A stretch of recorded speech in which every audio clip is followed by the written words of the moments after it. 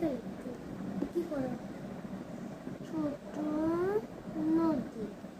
রবীন্দ্রনাথ ঠাকুর আমাদের আমাদের আমাদের আমাদের আমাদের আমি আমাদের থেকে আমাদের চলে গেছি